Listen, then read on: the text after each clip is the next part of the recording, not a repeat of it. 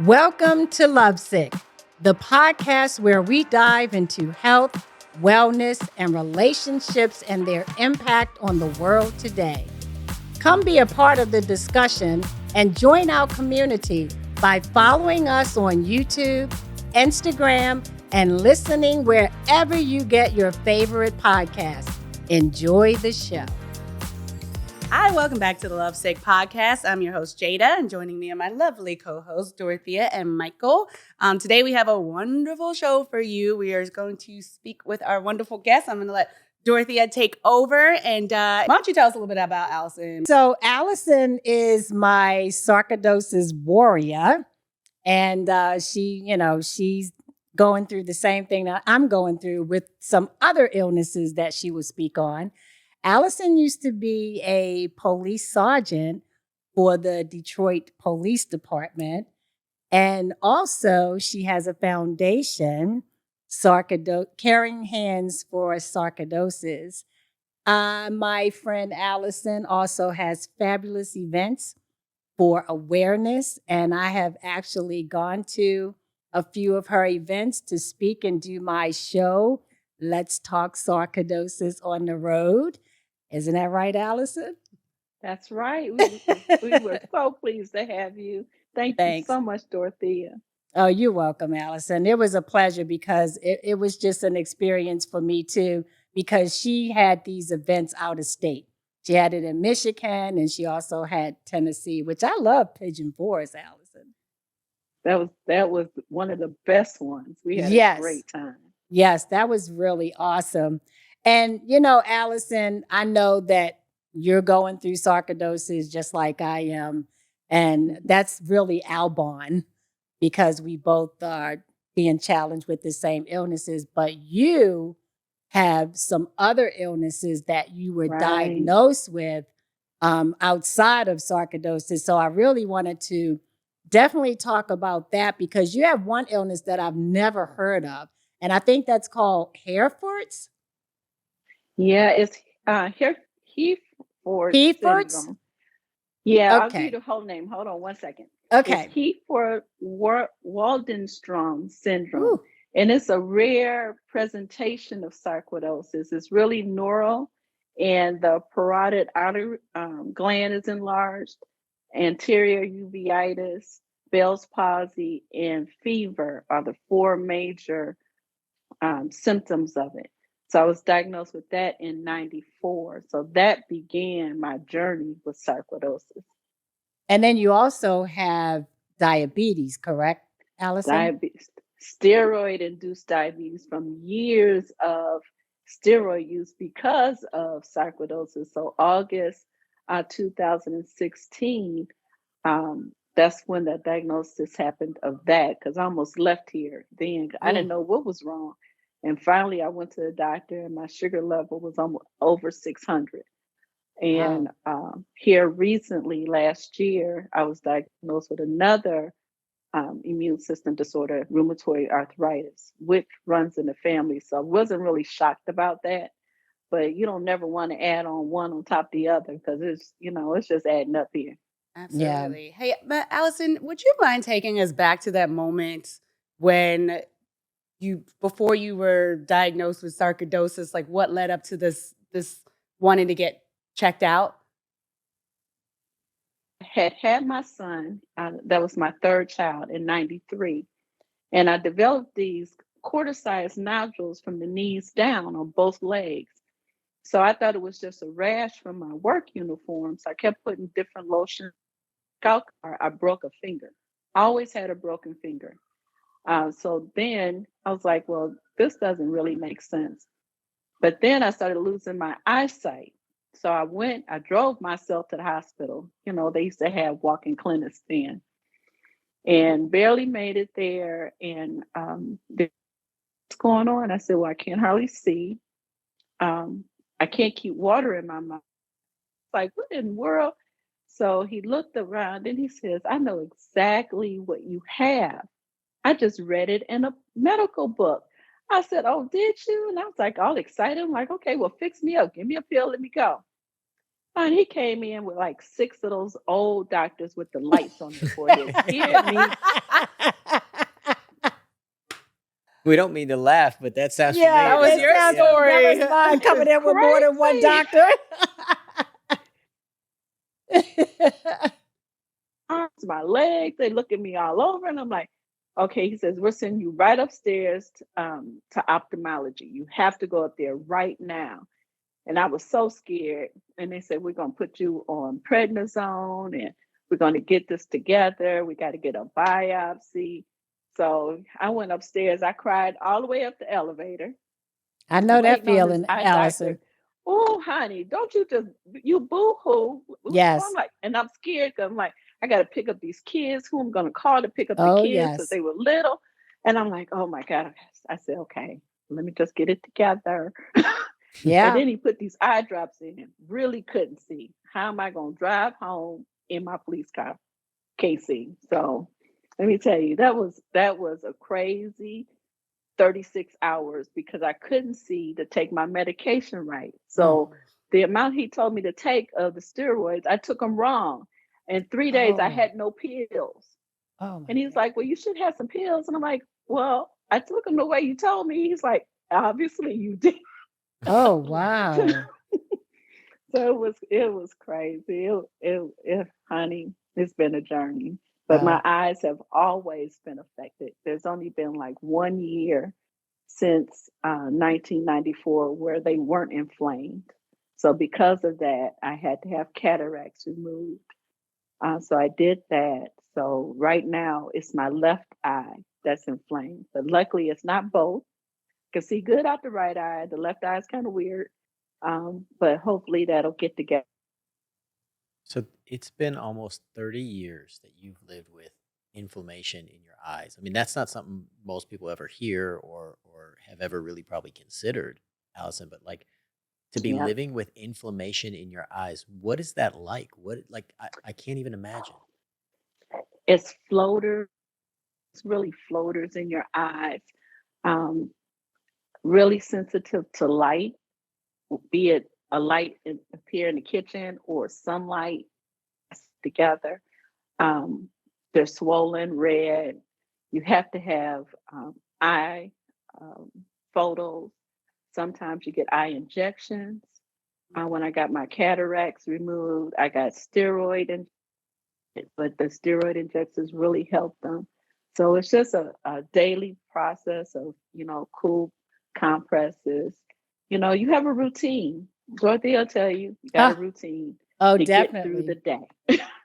And Allison, and that just brings me to this question and also praise because you're going through so much, but you still help other people, Allison. And that is what's so beautiful about you. You can be having pain and just feel like you just want to go and just go to sleep and hide. But you Right. always think about other people more than you think about yourself. But you know what? That takes what I'm going through away for a few minutes. It allows me to think about somebody else and not are my ankles going to hold me to go to the bathroom. Right. Is my knee going to let me get up the stairs with this one bag of groceries that don't weigh nothing but 2 pounds? It takes me to a happy place when I can talk to somebody else about their issues and not my issues. Right. I'm curious to know your first diagnosis, like how did that affect your work and your job on the force? Didn't tell nobody. Girl, no. Tell them I can't see. No way. Gotta be able to provide for those kids to survive, right? Would you tell somebody? Right. Gotta I hear stay on the you. insurance. But I was on the desk, so it's easy, to put on some extra glasses or have a magnifying glass to do the logbook. Didn't really go out on the street too much anymore. Just really did the inside duties, taking care of the prisoners, making sure, they had what they need. So it wasn't really so difficult when I was in the precinct because I could kind of handle that with the drops and, all of that nonsense until I really understood what I was doing. But then I got assigned out to be the commander. I had a praying secretary. She prayed every day. I Mm. had good officers who knew what they were doing, did what they were doing, and I didn't have to report. So luckily, leaving the precinct, going there was a little bit easier to handle as far as putting the eye drops in and taking the steroids. And it's so funny, let me tell you, one of the officers told me, Sergeant Walker, you got some white stuff on your eyes. I said, oh, do I? I ran to the bathroom, wiped my face. Allison, you funny. Yeah, I'm curious. I mean, It's a you, comedy show. yeah, so brave, so strong. Being a police officer is hard work, especially a Yeah, female but police it was officer. cool though. It was Yeah, cool. and what's it like though? Like in that early moment, like when you realize you're sick, right? Because Right. you're not just strong. I mean, I'm gonna say you like kick ass strong. Like you're a tough, Warrior, strong warrior. warrior woman, Yeah. right? Yes. And you're not just being equal, but you're out there as a woman Yeah. really taking ownership, and especially at that time period where the number Yeah. of women in the force were not as high, and then to Right. be facing something Or like this, respected. Or yeah, respected. yeah, and people would, That's Hmm. true. and that's the Yeah. other thing is, in those days, people would challenge you because you were Yeah. female, right? Your partner. Mm, Forget the people on the street. yeah. Right. It's the Right. people you rode in the car with. Yeah. Right. They challenge you every day. Every day. Mm. Mm. Wow. And then, I mean, that tenacity, I would say, probably is a big part of Mhm. the tenacity that you needed to fight Yeah. this journey. Yeah. But when you have to leave. And I was out of uniform, but every now and then, 9/11 happened, all of that stuff happened. You had to go back in the uniform. I always wore cowboy boots because I could kick in a door Mm. without, hurting too much of my knees or anything. I Right. couldn't get my boots on. My ankles were so swollen. Even if I bought a larger pair, I couldn't get them on. And the weight of that gun belt on and Dorothy can tell you, when your bones hurt, Oh, they hurt. do I know? And that gun belt sat on those hip bones, and you got to know when to say when. And so I Right. took an early retirement. I knew when to say when. It was time. It was time to go. So then, you still in service for people. So here I started in this Caring Hands Sarcoidosis Foundation. Started that just to keep helping people, keep talking to people. I'm a talker all day long.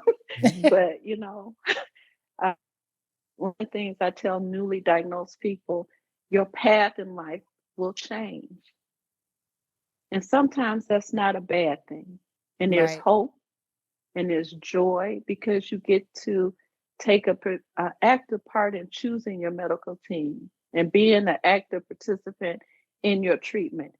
Be your own advocate. Speak up. And if you're scared to speak up, take somebody. But sometimes change is okay. It's scary. And I had small kids. I couldn't leave here. Who's going to Right. take care of them? I had to, make that hard decision. You got to do what you have to do, Allison. Allison, what were some of those Hmm. early conversations? Like, how do you explain to your child? Because obviously we went through this when I was Hmm. little. How do you tell your children that mommy's sick? Like, what are those conversations like? I really did not have, and when she's really in the bathroom with me, like, what are you doing? What are those things you're putting in your eyes? And then, we talked about it for a while, but even my family, I never had that conversation with them. Only my mother and my sister were really the only people who knew how bad the situation was because I didn't want to scare the kids. I want them to go to school. You read, do what you need to do in school. Don't be worried about me.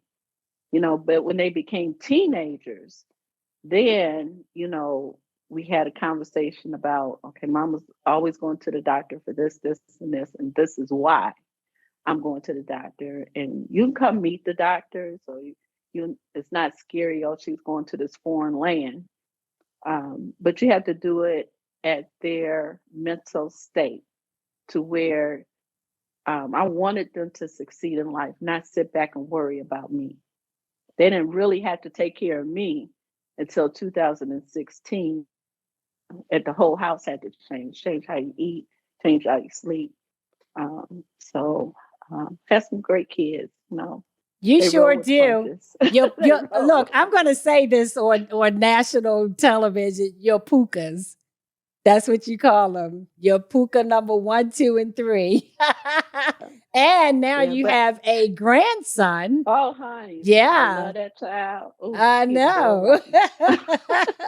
But you know what? I treated them like my mother treated me. My mother started having brain tumors in 1976. She had like 4 or 5 surgeries. I can't even remember. Wow.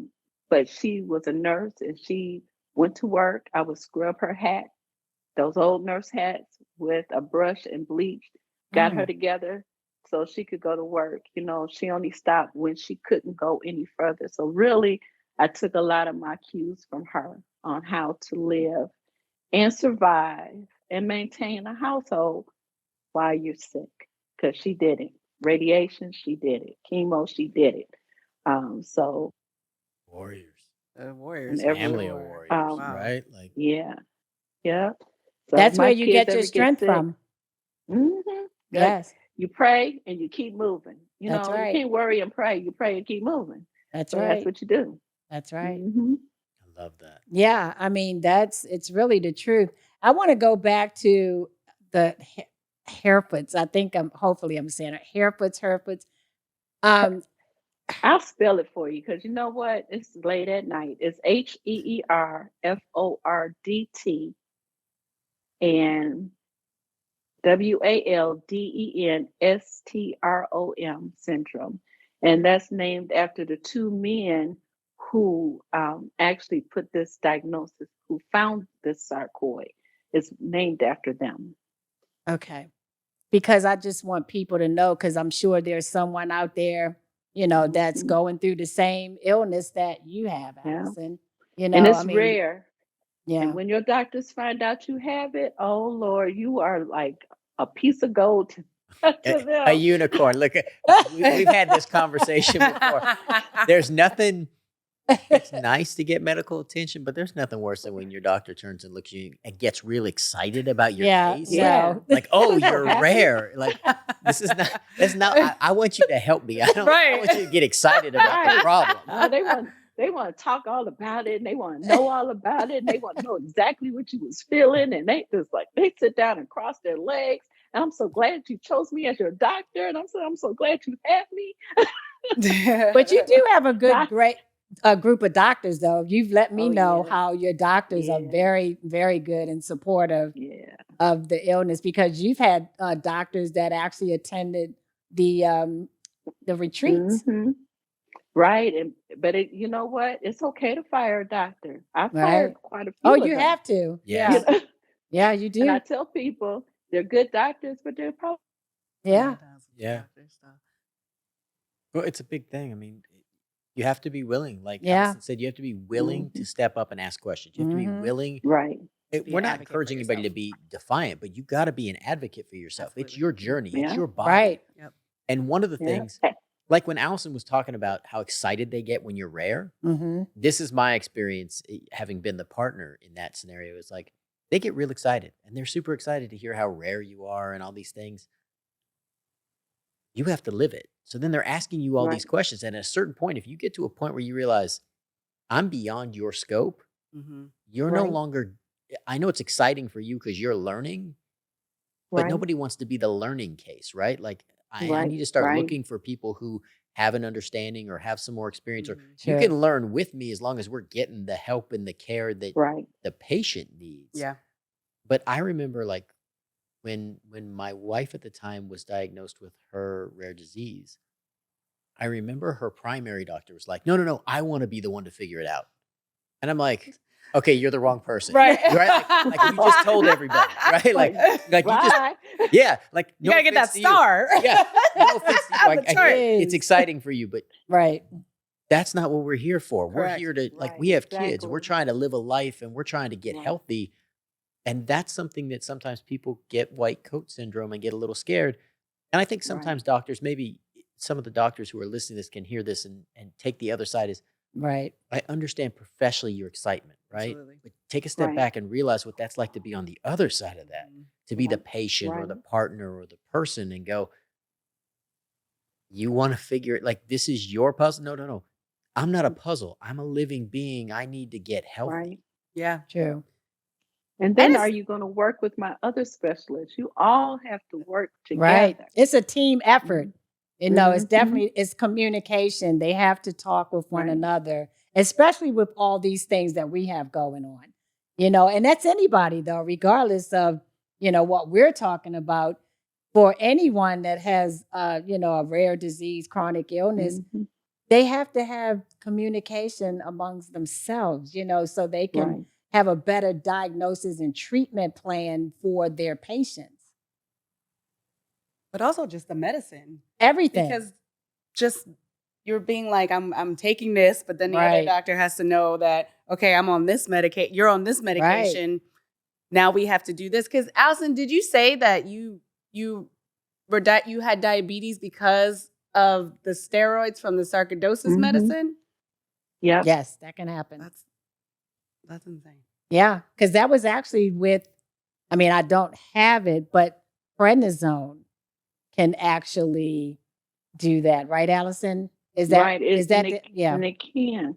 yeah. And because it takes your sugar levels up and down, up and down. Mhm. But for us with sarcoid, you know, we have so many flare-ups, and we can have incidents that cause a flare-up. Because the last time I fell and ruptured my Achilles tendon, so my sarcoid went berserk. So here I Wow. am on 60 milligrams a day, and Which then is a here lot. comes the diabetes. Yeah. Yeah. Yeah, that's But then it can also make you real crazy. yeah. You can Well, for I the go mental, from 1 to but 1,000. you're right. I mean, the mental, it's Mhm. mental health too, because a Yeah. lot of people, when they're on certain medications, they get depressed, you know, Yep. and And that's I from the and I medication. Yeah, I would love, like, both of you can probably touch on this, but I would love to hear from Allison, like, what some of those interactions and Yeah. reactions were. So, what are some of the things that you wish you knew ahead of time or that you became aware of through this medical process?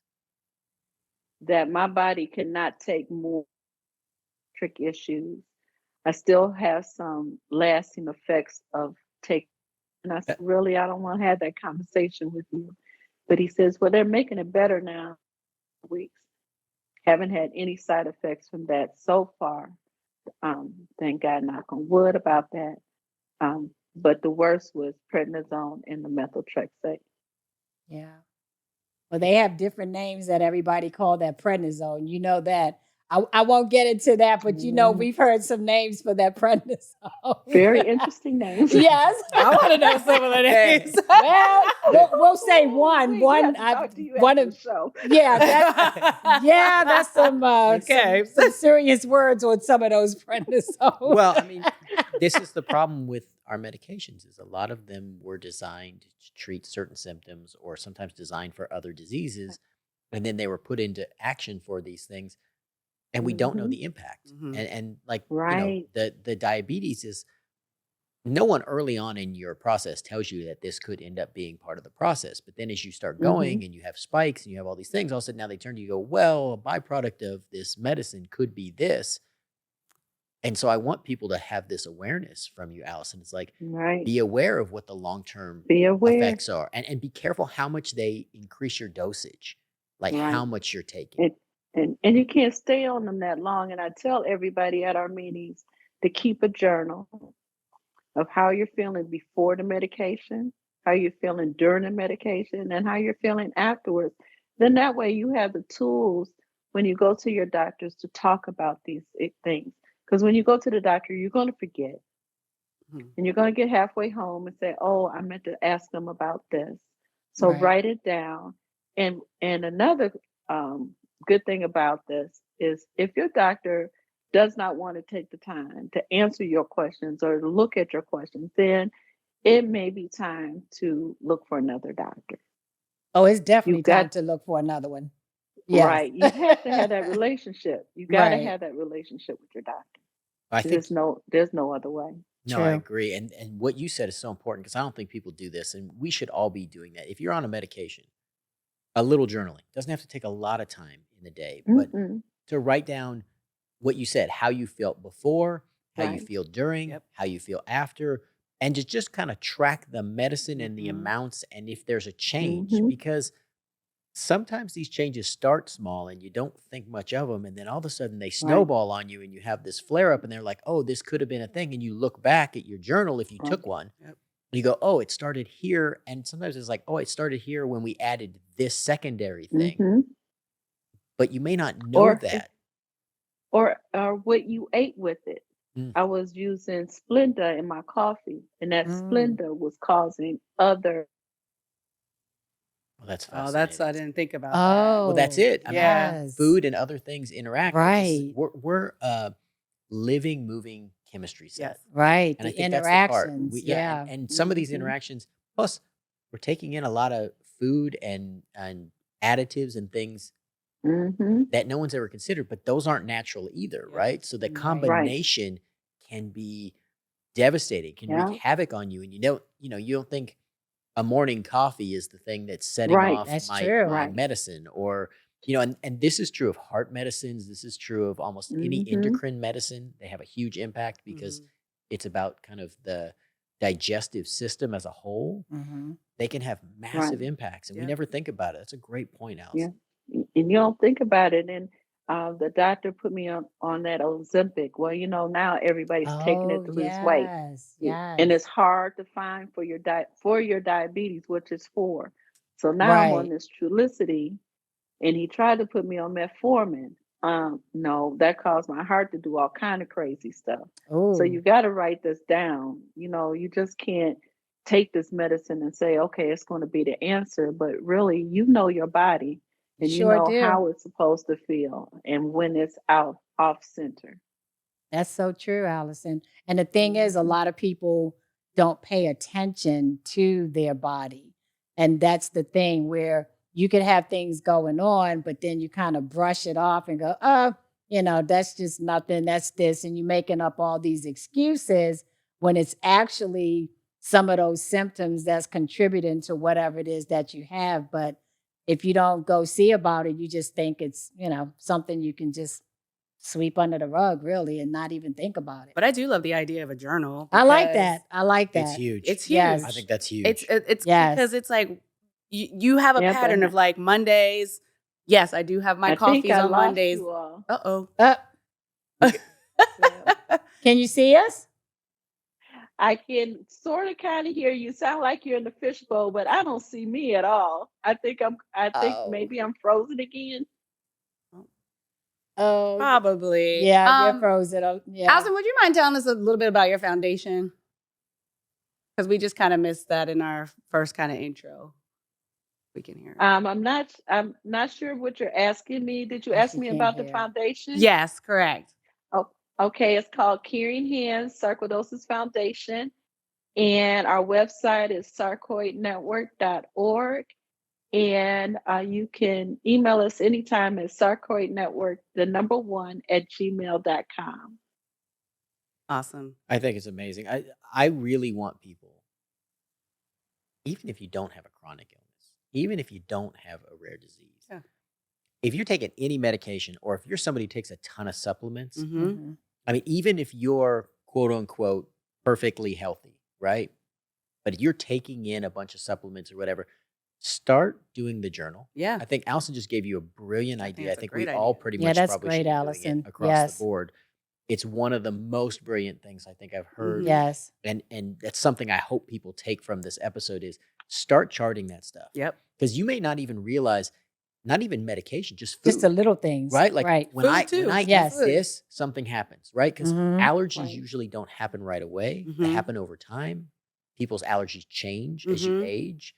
And hey, my tongue feels a little weird or a little Right. funny or a little scratchy. And then you look back and you're like, oh, that's happened 3 times when I ate Such mango. and such, right. But Like, that's what you do when you have babies. When they're Right. started to eat food, That's true for allergies. you would track it and be like, Mhm. okay, they had their avocado today. How did Right. it make them feel? And it's like you're tracking that.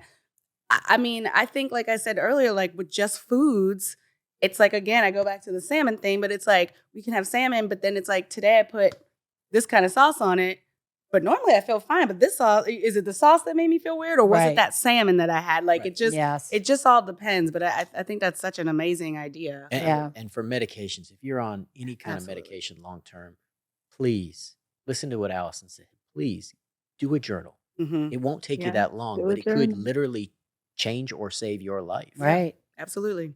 Think of how much knowledge you would have and how powerful you would be walking into a doctor's office with your journal. Yep. Yes. That's true. With your journal. It's true. And then you say, okay, let's start here. And then you're telling them, because you're the advocate, I'm doing this and this is what's happening. Look how impressed they would be. But I mean, you example too, when you're like, I Oh. want to come down on some notches oh, on this absolutely. pregnant zone. It's like, yeah.